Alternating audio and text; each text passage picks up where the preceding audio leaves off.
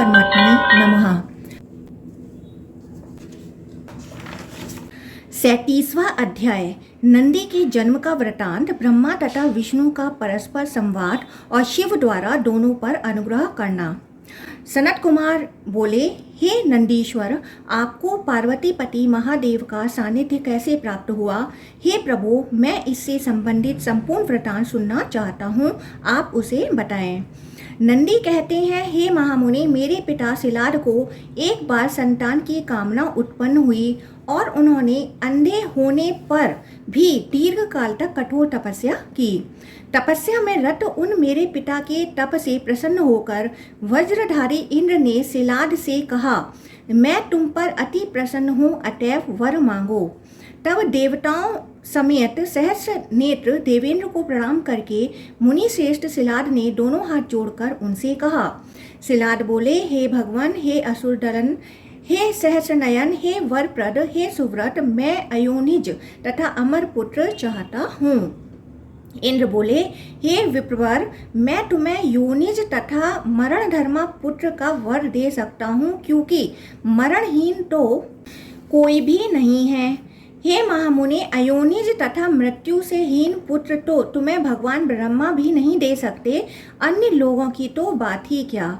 साक्षात वह परमेश्वर ब्रह्मा देव भी मृत्युहीन नहीं है। महान तेजस्वी ब्रह्मा भी योनिज हैं, क्योंकि उनकी भी उत्पत्ति अंड तथा कमल से हुई है। वह प्रभु ब्रह्मा महेश्वर एवं भवानी के पुत्र हैं। उनकी भी आयु 2 परार्ध के बराबर कही गई है। प्रथम परार्ध में हजारों करोड़ कल्प भी ब्रह्मा के दिन के रूप में व्यतीत हो चुके हैं और द्वितीय परार्ध में उतने ही कल्प शेष हैं। अतएव हे विपेंद्र, अयोनिज तथा मृत्युहीन पुत्र की आशा प्रयत्न पूर्वक छोड़ दीजिए और अपने तुल्य पुत्र ग्रहण कीजिए। नंदीश्वर बोले, उनका वह वचन सुनकर सिलाद नाम से लोक विख्यात मेरे पुण्यात्मा पिता ने सचीपति इंद्र से पुनः कहा। सिलाद बोले, हे भगवान, हे महेंद्र, मैंने पूर्व काल में इन ब्रह्मा के पूर्व उत्पन्न नारद नामक पुत्र द्वारा ऐसा कहते हुए सुन रखा है कि ये ब्रह्मा अंड कमल और शिवजी के अंग से उत्पन्न है। तो हे महाभावो, मुझे आप शीघ्र बताइए कि ऐसा कैसे है। दक्ष प्रजापति तो पद्म योनि ब्रह्मा जी के पुत्र हैं। इस प्रकार दक्ष की पुत्री हिरण्यगर्भ ब्रह्मा की पौत्री हुई, तो फिर वह प्रभु ब्रह्मा उन दक्षिणी के पुत्र कैसे हुए? इंद्र बोले, हे विप्र, इस स्थिति में आपका संदेह करना युक्तिपूर्ण है, किंतु मैं आपको इसका कारण बता रहा हूँ। तत्पुरुष नामक कल्प में परमेष्टि शिव की सृष्टि करने की इच्छा हुई और उन परमेश्वर ने ध्यान करके कला युक्त ब्रह्मा जी को उत्पन्न किया। जनार्दन जगतपति नारायण विष्णु भगवान मेघवाहन कल्प में 1000 दिव्य वर्षों तक मेघ बनकर अत्यंत सम्मान तथा आदर के साथ महादेव शिव के वाहन बने रहे। महादेव शिव ने अपने में भगवान विष्णु की भक्ति देखकर उन्हें ब्रह्मा जी सहित संपूर्ण जगत रचने की आज्ञा दी। तभी से उस कल्प को मेघवाहन नाम से कहा जाता है। उन विष्णु को देखकर उन्हीं की देह से उत्पन्न जनार्दन पुत्र हिरण्यगर्भ ब्रह्मा ने अपनी तपस्या से शंकर जी को प्राप्त कर उनसे कहा, विष्णु आपके वाम अंग से उत्पन्न है तथा मैं आपके दाएं अंग से उत्पन्न हूँ। फिर भी उन विष्णु ने मेरे साथ संपूर्ण जगत की रचना की। यद्यपि जगन में विष्णु ने मेघ बनकर आप देवदेव जगत गुरु महेश्वर का दिन रात वहन किया है, फिर भी हे विभो, हे शंकर, मैं उन नारायण से भी बढ़कर आपका भक्त हूँ। अतएव हे प्रभु, मेरे ऊपर प्रसन्न होइए और मुझे अपना सर्वात्मत्व प्रदान कीजिए। तत्पश्चात महादेव जी से सर्वात्मत्व की प्राप्ति करके ब्रह्मा जी ने शीघ्रता पूर्वक क्षीर सागर पहुंचकर वहां एकांत वन में पुरुषोत्तम विष्णु को भीषण अंधकार में मान सन्नी निर्मित स्वर्ण रत्न खचित दुर्जनों द्वारा दुष्प्राप्य तथा सनक आदि पुण्यात्माओं द्वारा अगोचर शुभ्र एवं दिव्य भवन में देखा।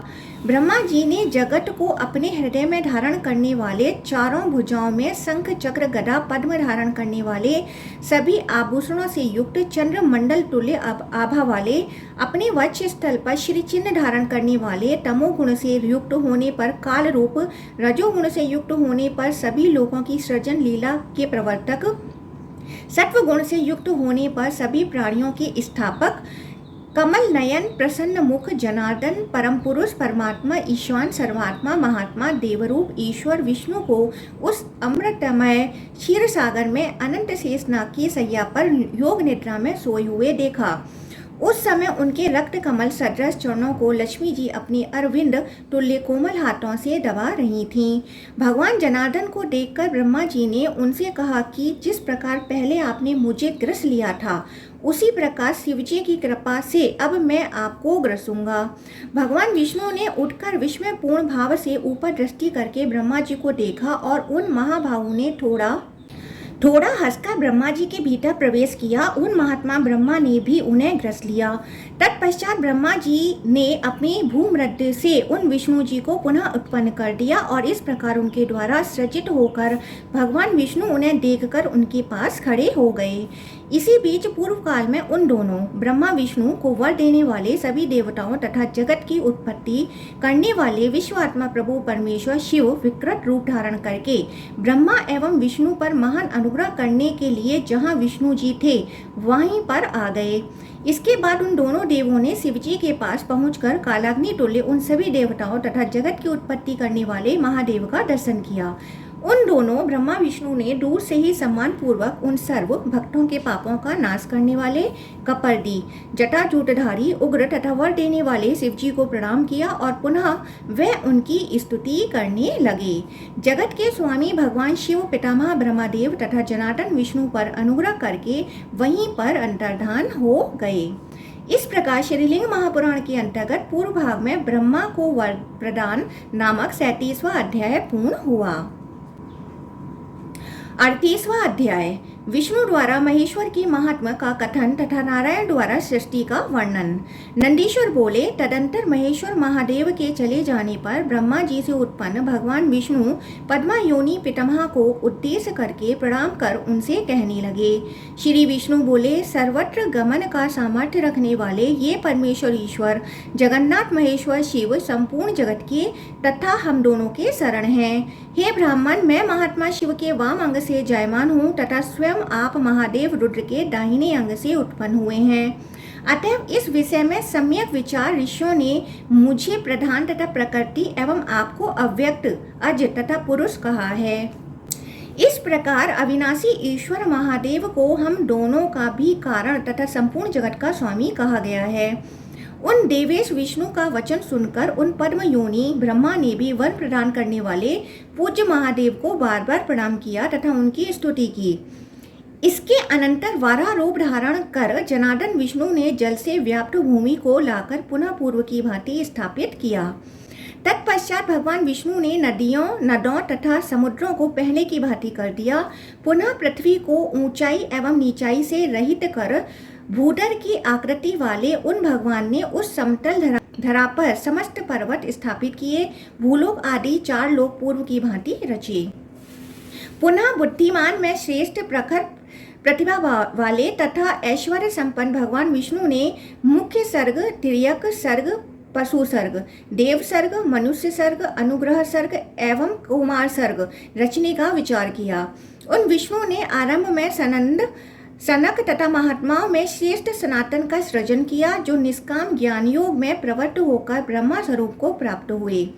इसके बाद सबके स्वामी भगवान विष्णु ने मरीचि, भृगु, अंगिरा, पुलस्त्य, पुलह, क्रतु, दक्ष, अत्रि, वशिष्ठ, संकल्प, धर्म तथा अधर्म को योग विद्या से रचा। अवत्य जन्मा ब्रह्मा की ये ही 12 संतान हैं। शाश्वत विष्णु ने आरंभ में ऋभु तथा सनत कुमार का सृजन किया। पूर्व में उत्पन्न वे दोनों कुमार उर्वरेता, दिव्य ब्रह्मवादी, सर्वज्ञ, सभी प्रकार के भावों से संपन्न तथा ब्रह्मा जी के ही सदृश थे। हे शिलाद, इस प्रकार मुख्य आदि सर्गों की सृष्टि करके विश्व की रचना करने वाले पद्मा योनि विष्णु ने समस्त युग धर्मों को प्रतिष्ठित किया। इस प्रकार श्रीलिंग महापुराण के अंतर्गत पूर्व भाग में वैष्णव कथन नामक 38वां अध्याय पूर्ण हुआ। 39वां अध्याय सतयुग, त्रेतायुग तथा द्वापर युग का वर्णन। द्वापर में वेद संहिता के विभाजन का एवं कल्प भेद से विविध पुराणों के अनुक्रम का वर्णन। नंदीश्वर बोले, हे सनत कुमार, इंद्र का कथन सुनकर मेरे पितामह मुनि सिलाद ने दोनों हाथ जोड़कर देवेश इंद्र को प्रणाम करके उनसे पुनः पूछा। सिलाद बोले, हे भगवान, हे शक्र, हे सर्वज्ञ, हे सर्वदेव नमस्कृत, हे सचिपते, हे जगन्नाथ, हे सहस्त्रार्च, हे महेश्वर, भगवान पद्मयोनि ने युग धर्म किस प्रकार कल्पित किए, आप इस विषय में सब कुछ मुझ शरणागत को बताने की कृपा करें। सैलादी बोले, हे सनत कुमार, महात्मा सिलाद का वह वचन सुनकर इंद्र ने जैसा देखा था उन युग धर्मों का विस्तार वर्णन करना आरंभ किया। इंद्र बोले, हे मुने, आदि में सतयुग, फिर त्रेतायुग, द्वापर तथा कलयुग, ये ही 4 युग होते हैं। ऐसा आप संक्षेप में जान लीजिए। सतयुग को सत्व गुण रूप, त्रेता युग को रजोगुण रूप, द्वापर युग को रज तम गुण रूप और कलयुग को तमो गुण रूप जानना चाहिए। इस प्रकार विभिन्न युगों में अलग अलग युग वृत्ति होती है। सतयुग में ध्यान, त्रेता युग में यज्ञ, द्वापर में भजन तथा कलयुग में विशुद्ध दान को श्रेष्ठ कहा गया है। वह सतयुग 4000 दिव्य वर्षों के प्रमाण वाला है। उनकी संध्या 400 दिव्य वर्षों की होती है तथा उसका संध्यांश भी उसी प्रकार 400 दिव्य वर्षों का होता है। हे सिलाद, हे सुव्रत, इस सतयुग में प्रजाओं की आयु 4000 मनुष्य वर्ष के बराबर जानिए। सतयुग तथा इसके संध्यांश बीत जाने पर समग्र युग धर्म का एक चरण घट जाता है। पुनः उत्तम त्रेता युग प्रवृत्त होता है जो 3000 दिव्य वर्षों का होता है। सतयुग के आधे प्रमाण के बराबर द्वापर को जानिए तथा उसके द्वापर के आधे के बराबर कलयुग का प्रमाण कहा जाता है। हे मुने, उसी तरह त्रेता युग की संध्या 300 दिव्य वर्ष, द्वापर की संध्या 200 दिव्य वर्ष तथा कलयुग की संध्या 100 दिव्य वर्ष की होती है। सभी का संध्यांश भी संध्या काल के समान ही जानना चाहिए। प्रत्येक कल्प में आने वाले युगों में यही स्थिति होती है। सनातन धर्म आरंभ के सतयुग में 4 चरणों वाला, त्रेता में 3 चरणों वाला, द्वापर में 2 चरणों वाला तथा कलयुग में मात्र 1 चरण वाला होकर अधिष्ठित रहता है। सतयुग में स्त्री पुरुष के संयोग से उत्पत्ति होती है तथा उनकी वृत्ति मधुर रसों से संपन्न होती है। उस युग में समस्त प्रजाएं सभी प्रकार के आनंदों एवं भोगों से पूर्ण तृप्त रहती हैं। उनमें अधमता तथा उत्मत्तता कोई भेद नहीं रहता है और सभी प्रजाएं शुभ लक्षणों से संपन्न रहती हैं। उस सतयुग में वे प्रजाएं समान आयु, सुख तथा रूप वाली होती हैं। उनमें परस्पर द्वेष, द्वंद एवं अवसाद नहीं रहता है, अपितु वे एक दूसरे से प्रेम करती हैं। सतयुग में वे प्रजाएं घर का आश्रय न लेकर पर्वतों तथा समुद्रों के सानिध्य में निवास करती हैं। सभी लोग शोक रहित, पराक्रम संपन्न एवं एकांत प्रिय होते हैं। कृत युग में वह प्रजाएं निष्काम कर्मों में प्रवृत्त रहने वाली तथा सदा प्रसन्न मन वाली होती हैं। वह कर्मों के पाप और पुण्य की भावना से रहित होती हैं। उस समय वर्णाश्रम व्यवस्था रहती है किंतु वर्ण संकर दोष विद्यमान नहीं रहता है। हे द्विजो, काल योग से त्रेता युग में रसों का प्रादुर्भाव समाप्त होने लगता है। उस युग में सिद्धि के नष्ट हो जाने पर अन्य सिद्धि उत्पन्न होती है। जल की अल्पता हो जाने पर भगवान मेघात्मा गर्जन युक्त मेघों के माध्यम से जल बरसाते हैं और एक बार में ही उस वृष्टि से पृथ्वी तल के संयुक्त हो जाने पर वृक्ष उत्पन्न हो जाते हैं। इस प्रकार वे वृक्ष ही प्रजाओं के ग्रह रूप बन जाते हैं। उन प्रजाओं की संपूर्ण वृत्ति तथा उपभोग उन्हीं वृक्षों पर आश्रित रहता है। इस प्रकार त्रेता युग के आरंभ में प्रजाएं जीवन यापन संबंधी सभी व्यवहार उन्हीं वृक्षों पर आश्रित होकर करती हैं। तत्पश्चात अधिक समय बीतने पर उनके बुद्धि विपर्य से उन प्रजाओं में अकस्मात राग तथा लोभ से युक्त भाव उत्पन्न हो जाते हैं। उन प्रजाओं में उस समय उत्पन्न उस विपर्य के कारण उनके ग्रह संज्ञक सभी वृक्ष नष्ट हो जाते हैं। तब उन वृक्षों के नष्ट हो जाने पर मैथुन से उत्पन्न वे प्रजाएं भ्रमित हो जाती हैं। इसके बाद सत्य का चिंतन करने वाले वे प्रजागण उस सिद्धि का फिर से ध्यान करते हैं। इस प्रकार ध्यान के फल स्वरूप उनके ग्रह संज्ञक वे वृक्ष फिर से उत्पन्न हो जाते हैं। वे वृक्ष प्रजाओं के लिए वस्त्र, भूषण तथा नानाविध फल उत्पन्न करते हैं। उनके लिए उन वृक्षों के पत्ते पत्ते में गंध वर्ण रस से युक्त शक्तिवर्धक तथा अमाचिक मच्छिका रहित मधु पैदा होता है। उसी मधु से प्रजाएं सुखपूर्वक सदा जीवन यापन करती हैं और वह उसी सिद्धि से संताप रहित होकर सर्वदा हष्ट पुष्ट रहती हैं। तत्पश्चात कालांतर में वह प्रजाएं पुनः लोभ के वशीभूत होकर बलपूर्वक उन वृक्षों अथवा माच्छिक मधु का हरण करती हैं। लोभ में पड़कर उनके द्वारा किए गए इस अनाचरपूर्ण कृत्य से मधु के साथ साथ कहीं कहीं वह कल्प वृक्ष भी नष्ट हो जाते हैं। पुनः उस त्रेता में कालयोग से अवशिष्ट सिद्धियों में आवर्तन हो जाने द्वंद्व उत्पन्न होने लगते हैं। पुनः तीव्र शीत वर्षा तथा आतप से प्रजाएं अत्यंत दुखित हो जाती हैं और उन द्वंद्वों से पीड़ित प्रजाएं अपने आवरण का उपाय करने लगती हैं। द्वंद्वों से निरंतर प्रतिहत प्रजाएं पर्वतों पर घर बनाने लगती हैं। इसलिए पूर्व में स्वेच्छाचारितापूर्ण वे प्रजाएं जो बिना घर के रहती थीं पुनः अपने अनुकूल तथा सुविधाजनक घरों में रहने लगती हैं। मधु के साथ उन कल्प वृक्षों के भी नष्ट हो जाने पर पुनः उन द्वंद्वों के प्रति उपघात करती हुई वे प्रजाएं जीविका उपार्जन का उपाय सोचने लगती हैं। वे प्रजाएं पुनः जब विवाद से व्याकुल तथा भूख एवं प्यास से पीड़ित हो जाती हैं तब त्रेता युग में उनमें सिद्धि का प्रादुर्भाव पुनः होता है। उनके लिए कृषि कार्य को पूर्णतः सिद्ध करने वाली दूसरी अन्य वृष्टि होती है। वृष्टि जनित व जल आदि नदियों के रूप में परिवर्तित हो जाते हैं। सतत वृष्टि होने से नदियां तथा जल के अन्य उद्गम स्थान हो गए। इस प्रकार दूसरे वृष्टि सर्जन में नदियों का प्रादुर्भाव हो गया। इस प्रकार पृथ्वी तल पर जो जल बिंदु गिरे उन जलों तथा भूमि के संयोग से अल्प कृष्ट एवं बिना बोए 14 प्रकार की वन्य तथा ग्राम्य वन एवं ग्रामीण क्षेत्रों में उगने वाली औषधियां उत्पन्न हो गईं। ऋतु संबंधी विभिन्न पुष्प फल वृक्ष एवं पौधे उग गए। इस प्रकार ये विभिन्न जाति के वृक्ष तथा औषध उत्पन्न हो गए और उस त्रेता युग में प्रजाएं उन्हीं औषधियों से ही अपना जीवन निर्वाह करने लगी। इसके बाद उन प्रजाओं में हर प्रकार के राग तथा लोभ का उदय हुआ और त्रेता युग के प्रभाव से होने वाली अवश्य भावित के कारण वे प्रजाएं नदी क्षेत्रों तथा पर्वतों का अतिक्रमण करने लगी और वृक्ष गुल्मों एवं औषधियों का बलपूर्वक पुनः हरण करने लगी। उनके इस विपरीत आचरण से 14 प्रकार की औषधियां विनिष्ट हो गईं। अब वे औषधियां पृथ्वी में समा गईं। ऐसा मानकर भगवान विष्णु ने राजा पृथु के रूप में होकर सभी प्राणियों के कल्याण पृथ्वी रूप गाय का दोहन किया। उसी समय से हल्के फाल से जुटी हुई भूमि में यहाँ वहाँ औषधियां उत्पन्न होने लगीं। इस तरह अब जीने की इच्छा रखने वाली प्रजाएं प्रयत्नपूर्वक कृषि कार्य करने लग गईं। कृषि में प्रयत्नपूर्वक इच्छा रखने के कारण इसे वार्तावृत्ति कहा गया।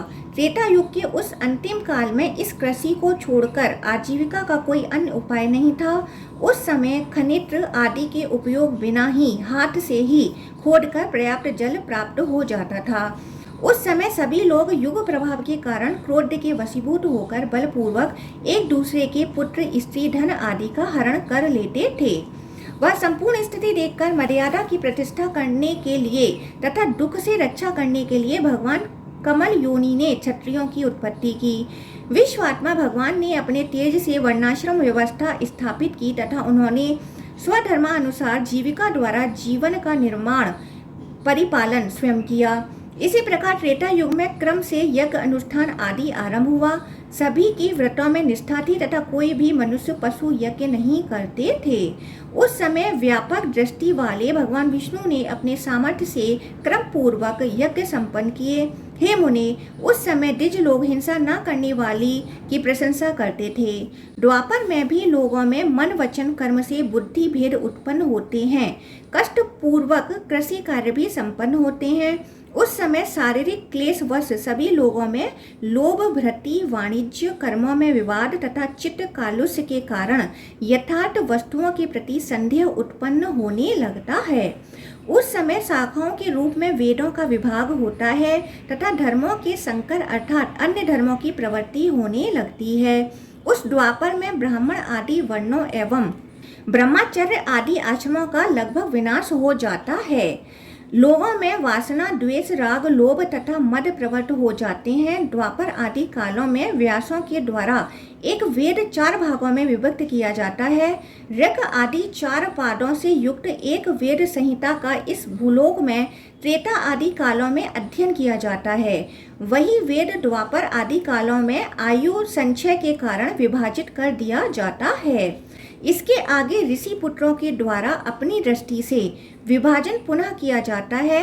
दृष्टि विभ्रम, अलग अलग विचार रखने वाले मनीषियों ने समान रूप से विभाजित की गई रक, यजु तथा साम नामक संहिताओं को स्वर वर्णों के भेद से मंत्र और ब्राह्मण भाग के स्वरूप में पुनः अलग अलग विभाजित किया।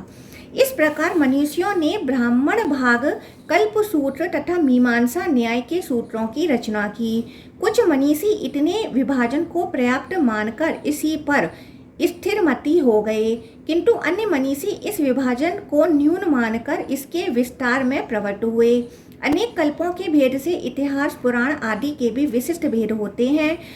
ब्रह्मा पुराण, पद्म पुराण, विष्णु पुराण, शिव पुराण, भागवत पुराण, भविष्य पुराण, नारद पुराण, मार्कंडेय पुराण, अग्नि पुराण, ब्रह्मा वैवर्त पुराण, लिंग पुराण, वराह पुराण, वामन पुराण, कूर्म पुराण, मत्स्य पुराण, गरुड़ पुराण, स्कंद पुराण तथा ब्रह्मांड पुराण, ये उन पुराणों के भेद कहे जाते हैं। इनमें 11वां पवित्र लिंग पुराण द्वापर में विभक्त किया गया है। मनु, अत्रि, विष्णु, हरति, याज्ञवल्क्य, उष्णा, अंगिरा, यम, आपस्तंभ, संवत्सर, कात्यायन, बृहस्पति, पाराशर, व्यास, शंख, लिखित, दक्ष, गौतम, शतातप तथा वशिष्ठ आदि बहुत से मुनि धर्मशास्त्रों का विस्तार करने वाले हैं। अवृष्टि, अकाल मरण, रोग, विघ्न एवं मन वचन कर्म जनित दुखों से निर्वेद उत्पन्न होता है। निर्वेद से उन प्रजाओं के मन में दुखों से छूटने का विचार पैदा होता है। उस विचार से वैराग्य तथा वैराग्य से सांसारिक क्रियाकलापों में दोष दिखाई देने लगते हैं और उन दोषों के दर्शन से द्वापर में ज्ञान उत्पन्न हो जाता है। द्वापर में रजोगुण तथा तमोगुण से युक्त इस प्रकार की वृत्ति कही गई है। आदि सतयुग में एकमात्र धर्म ही सर्वत्र रहता है। वह त्रेता में प्रेरणा से प्रवृत्त होता है। वह धर्म द्वापर में व्याकुल होकर स्थित रहता है तथा फिर कलयुग में नष्ट हो जाता है। इस प्रकार श्रीलिंग महापुराण के अंतर्गत पूर्व भाग में चतुर्युग धर्म वर्णन नामक 39वां अध्याय पूर्ण हुआ। 40वां अध्याय कलयुग के धर्मों का वर्णन। कलयुग में धर्म आदि का ह्रास तथा स्वल्प भी धर्माचरण का महत्व फल एवं कलयुग के अंत में पुनः सतयुग की प्रवृत्ति। इंद्र बोले, हे शिलाद, कलयुग में तमोगुण से व्याकुल इंद्रियों वाले मनुष्य माया रचेंगे, दूसरों का दोष देखेंगे तथा तपस्वियों का वध करेंगे। कलयुग में प्रमाद, रोग, निरंतर क्षुधा का भय, अनावृष्टि रूप घोर भय तथा देशों का विपर्य विनाश, ये सब होंगे। लोग वेदों की प्रामाणिकता स्वीकार नहीं करेंगे तथा अधर्म का आचरण करेंगे। मनुष्य धर्मच्युत होकर अनाचार में रत रहेंगे और महान क्रोधी तथा मंद बुद्धि वाले होंगे। कलयुग में प्रजाएं मिथ्या भाषण करेंगी, लोभ परायण होंगी तथा मलिन आचार विचार वाली होंगी। ब्राह्मणों के दूषित यज्ञ, दूषित पठन, दूषित आचार एवं दूषित शास्त्रों के सेवन रूपी कर्म दोष से प्रजाओं में भय उत्पन्न होगा। द्विजाति गण ना तो वेदों का अध्ययन करेंगे और ना तो यज्ञ अनुष्ठान करेंगे। क्षत्रिय, वैश्य आदि सभी मनुष्य क्रमशः विनिष्ट हो जाएंगे। कलयुग में ब्राह्मण लोग शूद्रों को मंत्रोपदेश देंगे तथा उनके साथ शयन, आसन, भोजन आदि का व्यवहार करके उनसे संबंध बनाएंगे। राजा लोग शूद्र व्रत आचरण करते हुए ब्राह्मणों को संताप देंगे। प्रजाओं में भ्रूण हत्या तथा वीरों की हत्या की प्रवृत्ति व्याप्त रहेगी। शूद्र लोग ब्राह्मणों का आचरण करेंगे एवं ब्राह्मण शूद्रों का आचरण करेंगे। चोर लोग राजाओं के तुल्य व्यवहार करेंगे और राजा लोग चोरों जैसा व्यवहार करेंगे। स्त्रियां पतिव्रत्य धर्म का पालन नहीं करेंगी और व्यभिचारिणी स्त्रियों का बाहुल्य होगा। मनुष्यों में वर्ण तथा आश्रम संबंधी समस्त व्यवहार समाप्त हो जाएगा। उस समय पृथ्वी कहीं कम और कहीं अधिक फल देने वाली होगी। हे सिलाद, राजागण प्रजाओं के रक्षक न होकर उनके विनाशक हो जाएंगे। सभी शूद्र ज्ञानी बनकर ब्राह्मणों से वंदित होंगे। क्षत्रिय से इतर वर्ण वाले राजा होंगे। ब्राह्मण आजीविका के लिए शूद्रों पर निर्भर रहेंगे और अल्प बुद्धि वाले व शूद्र ब्राह्मणों को देखकर अपने आसन से नहीं उठेंगे। स्वल्प बुद्धि वाले शूद्र श्रेष्ठ द्विजों को भी दंडित अपमानित करेंगे। द्विज अपने मुख पर हाथ रखकर शूद्रों के कान में विनयपूर्वक नीच व्यक्ति के समान वाक्य बोलेंगे। हे द्विजश्रेष्ठ, कलयुग में काल के वश में होकर राजा ब्राह्मणों के बीच उच्च आसन पर बैठे हुए शूद्र को देखकर उसे दंडित नहीं करेंगे। वह पुष्पों, सुगंधित पदार्थों तथा अन्य मंगल द्रव्यों से शूद्रों की पूजा करेंगे। हे द्विज, अल्प शास्त्र ज्ञान, खोटे भाग्य एवं बल से युक्त शूद्र लोग गर्वित होकर श्रेष्ठ से श्रेष्ठ द्विजों की ओर देखना तक पसंद नहीं करेंगे। अपनी आजीविका के लिए शूद्रों पर आश्रित रहने वाले ब्राह्मण सेवा का अवसर देखकर वाहनों पर स्थित शूद्रों को घेर कर उनके द्वार पर खड़े होकर उनकी सेवा करेंगे।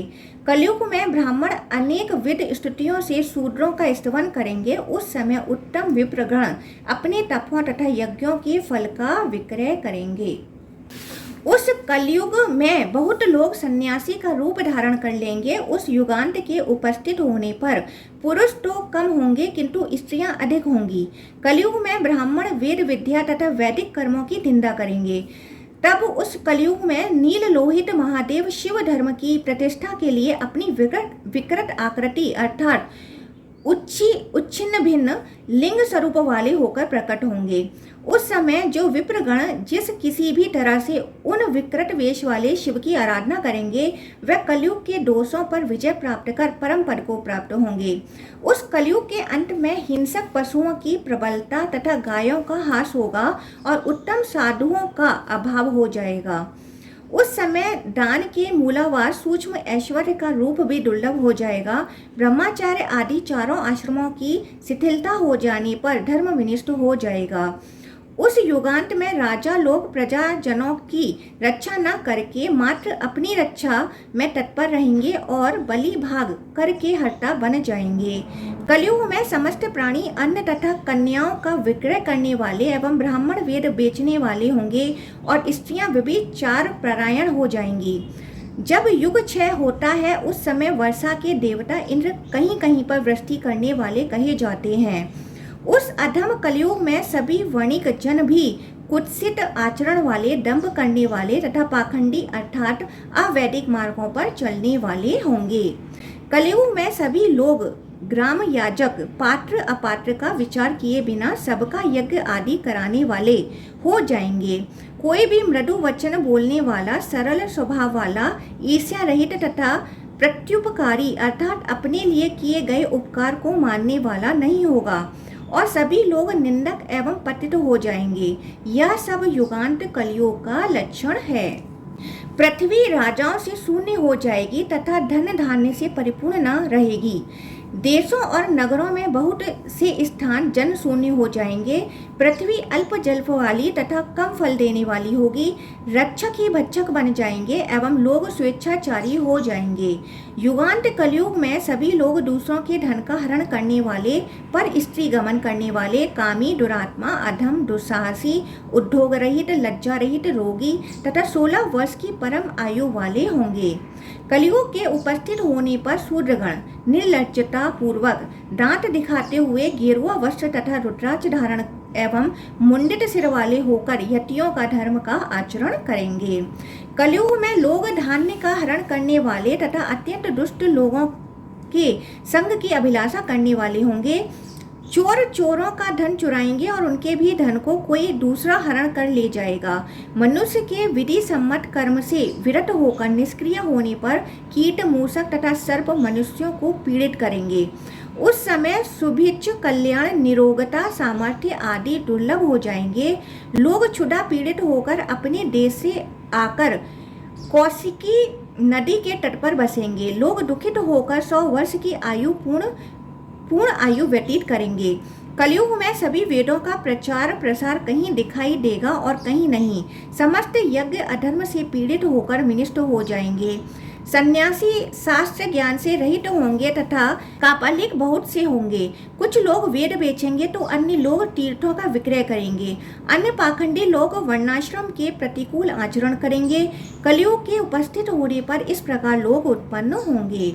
धर्म तथा अर्थ के पंडित बनकर शूद्र लोग वेदों का अध्ययन करेंगे एवं शूद्र जाति के राजा अश्वमेध यज्ञ का अनुष्ठान करेंगे। उस समय सभी प्राणी स्त्रियों बालकों तथा गायों का वध करके परस्पर नानाविध उपद्रव उत्पन्न करेंगे। उस समय अपार दुख, अल्प आयु, शारीरिक कष्ट तथा व्याधियों से लोग पीड़ित होंगे। ऐसा कहा गया है कि कलयुग में अधर्म के प्रति अत्यंत आसक्ति होने के कारण लोगों का आचरण तमोगुण प्रधान होगा। उस समय प्रजाओं में ब्रह्मा हत्या आदि महापाप कर्म करने की विशेष तत्परता होगी। अतएव कलयुग को प्राप्त कर प्रजाओं की आयु, बल, रूप आदि का क्षय होगा। उस समय अल्पकाल के धर्माचरण से ही मनुष्य सिद्धि को प्राप्त होंगे। उस कलयुग में जो श्रेष्ठ ब्राह्मण देश रहित होकर वेदों तथा स्मृतियों में प्रतिपादित धर्मों का आचरण करेंगे वे धन्य होंगे। त्रेता में वर्ष भर तथा द्वापर में मास भर धर्माचरण करने से जिस फल का प्राप्त होना बताया गया है, ज्ञानवान व्यक्ति कलयुग में वही फल यथाशक्ति एक दिन धर्माचरण करके प्राप्त कर लेता है। यह कलयुग की दशा का वर्णन किया गया है। अब आप उसका संध्यान मुझसे जान लीजिए। युग युग में सिद्धियों के 3 पादों का हास होता है। युग के स्वभाव वाली संध्याएं यहाँ पाद से न्यून होकर रहती हैं। इस प्रकार संध्या के स्वभाव अपने अंशों में अर्थात संध्यांशों में 1/4 से न्यून होकर प्रतिष्ठित रहते हैं। इस प्रकार युगांत में संध्यांश काल के उपस्थित होने पर दुष्ट प्राणियों के संहार के लिए उनका एक महान शासक आविर्भूत होगा। पूर्व काल में स्वाम्भुव मनवंतर में जो प्रमिति नाम से विख्यात रहे हैं वे मनुपुत्र के अंश से इस कलयुग के समाप्ति काल में चंद्रमा के गोत्र में सोम शर्मा नामक ब्राह्मण के रूप में उत्पन्न होंगे। शस्त्रधारी ब्राह्मणों से निरंतर परिवृत व हाथी घोड़े तथा रथ से युक्त विशाल सेना साथ में लेकर पूरे 20 वर्ष तक पृथ्वी पर घूम घूमकर सैकड़ों और हजारों बार म्लेच्छों का वध करेंगे। परम ऐश्वर्य संपन्न व ब्राह्मण पुत्र शूद्र योनि में उत्पन्न उन सभी पाखंडी राजाओं को मारकर पृथ्वी को उनसे पूर्णतः विहीन कर देंगे। अधर्म का आचरण करने वाले, वर्ण व्यवस्था के प्रतिकूल चलने वाले तथा इनके जो अनुजीवी हैं उन सभी को वे मार डालेंगे। सभी प्राणियों के लिए अजय, म्लेच्छों के संहारक, अत्यंत बलशाली तथा प्रवृत्त आज्ञा मंडल वाले व समग्र भूमंडल पर विचरण करेंगे। पूर्व जन्म में वीर्यवान प्रमिति नाम वाले व इस कली में मनुपुत्र विष्णुदेव के अंश से सोम गोत्र में कलयुग के पूर्ण होने पर उत्पन्न होंगे। 20 वर्ष तक पराक्रम प्रदर्शित करने वाले व सैकड़ों हजारों विधर्मी प्राणियों को नष्ट करते हुए पृथ्वी को क्रूर कर्मा जनों से शून्य प्राय सा करके आकस्मिक तथा पारस्परिक समुट उत्पादित कोप के द्वारा उन अधार्मिक वृषलपाय जनों को मारकर 32वें वर्ष के उदित होते ही मंत्रियों, सहचरों तथा सैनिकों सहित गंगा यमुना के मध्य स्वयं को संस्थापित कर लेंगे। धर्मच्युत सभी पार्थिवों तथा हजारों म्लेच्छों को नष्ट करके उस कलयुग में संध्यांश के सम उपस्थित होने पर यत्र तत्र थोड़ी ही प्रजाएं बची रहेंगी। वे आत्मनियंत्रण होकर तथा पूर्ण रूप से लोभ वशीभूत होकर एक दूसरे से कृत्रिम नम्रता प्रदर्शित करती हुई उन्हें विश्वास में लेकर उनकी हिंसा कर डालेंगी। युग के प्रभाव के कारण अराजकता की स्थिति उत्पन्न होने पर वे सभी प्रजाएं परस्पर भय से ग्रस्त होकर व्याकुल तथा भ्रमित हो जाएंगी। लोग अत्यंत दुखित एवं करुणा शून्य होकर अपनी पत्नियों तथा घरों को छोड़कर अपने प्राणों की भी परवाह न करने वाले होंगे। श्रीत तथा स्मार्त धर्म के नष्ट हो जाने पर सभी प्रजाएं मर्यादाहीन, अत्यंत क्रूर, स्नेह रहित तथा निर्लज होकर एक दूसरे की हिंसा कराने में तत्पर रहेंगी। धर्म के नष्ट हो जाने पर पतन को प्राप्त हुए लोग लघु आकार वाले तथा 25 वर्ष की आयु वाले होंगे। आपसी कलह से व्याकुल इंद्रियों वाले लोग अपनी पत्नियों एवं पुत्रों का त्याग तक कर देंगे। वृष्टि न होने के कारण दुखित प्रजाएं कृषि कर्म का पूर्ण रूप से त्याग करके अपने अपने देशों को छोड़कर म्लेच्छ देशों, नदी, समुद्र, कुएं, पर्वत आदि स्थानों पर शरण लेंगी। प्रजाएं अत्यंत दुखित होकर मधु, मांस, कंदमूल तथा फलों पर जीवन निर्वाह करेंगी। वे परिग्रह रहित एवं निष्क्रिय होकर वृक्षों की छाल तथा उनके पत्ते वस्त्र रूप में धारण करेंगी।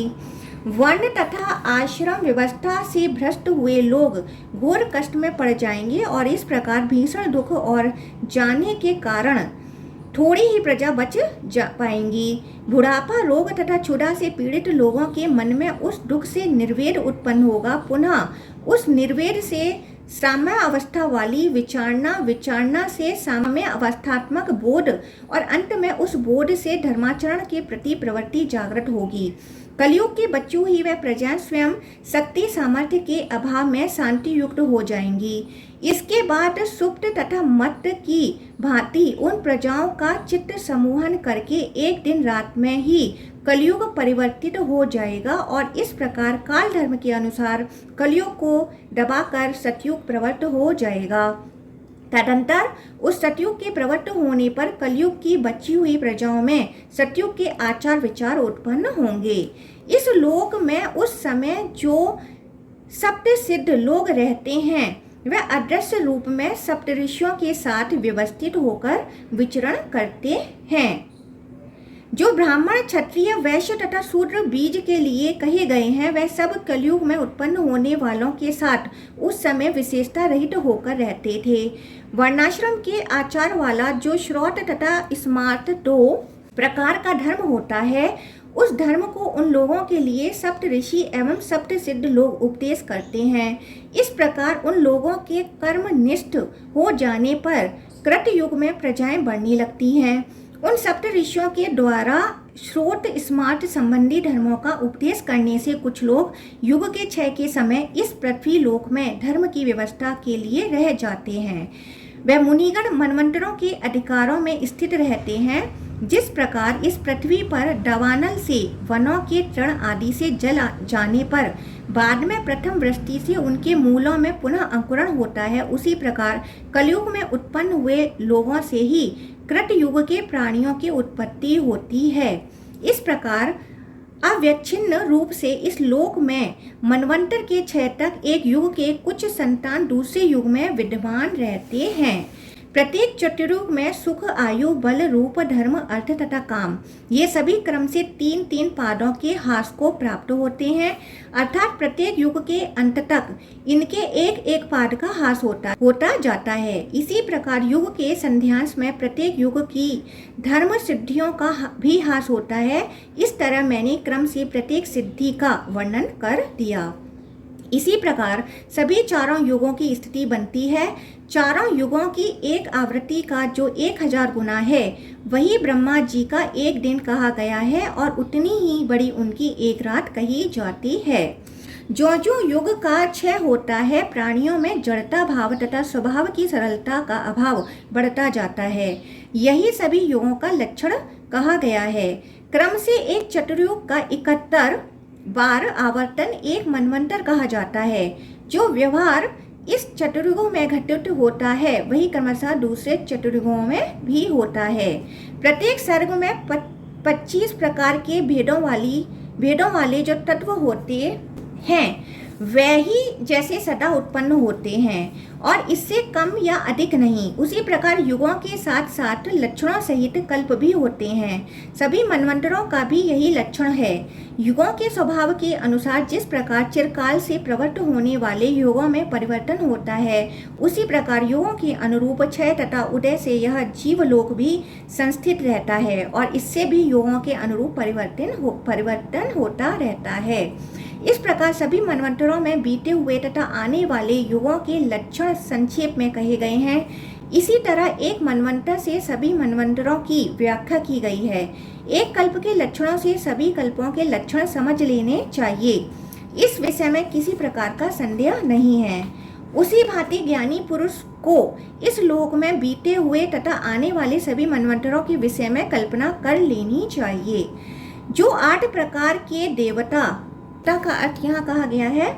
यहाँ गण देवताओं का वर्ग 8 प्रकार का बताया गया है, किंतु अमर कोश तथा वाचस्पति कोश में गण देवताओं के 9 वर्ग कहे गए हैं और एक एक वर्ग में परिगणित देवताओं की संख्या को इस प्रकार बताया गया है, अर्थात आदित्य, विश्वदेव, वसु, तुषित, आभास्वर, मरु, महाराजिक, साध्य और रुद्र होते हैं। 8 प्रकार के देवता मनवंतरों के स्वामी ऋषिगण, मनुगण आदि हैं। वे सब तुल्य अभिमान नाम रूप वाले हुआ करते हैं, साथ ही उन सभी का समान प्रकार का प्रयोजन भी होता है। इस प्रकार मैंने युग, उनके धर्म, वर्णाश्रमों के विभाग, युगों की सिद्धियां, युगों के परिमाण, जिन्हें युग युग में परमात्मा धारण करते हैं, इन सब के विषय में आपसे प्रसंग के अनुसार कह दिया। अब मैं आपसे पद्मयोनि ब्रह्मा जी के देवी के पुत्र रूप में उत्पन्न होने के विषय में संक्षेप में कह रहा हूँ। इस प्रकार श्रीलिंग महापुराण के अंतर्गत पूर्व भाग में चतुर्युग परिमाण नामक 40वां अध्याय पूर्ण हुआ।